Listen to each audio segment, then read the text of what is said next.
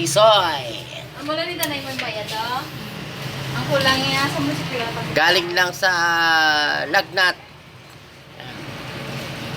Lagnat na. Ayan. Back to repair na naman. Mga kalods. May pautang naman si Arlene. Mura ang damit. Nag 150. Pero sa kanya, 250. Totoo to si Jingan.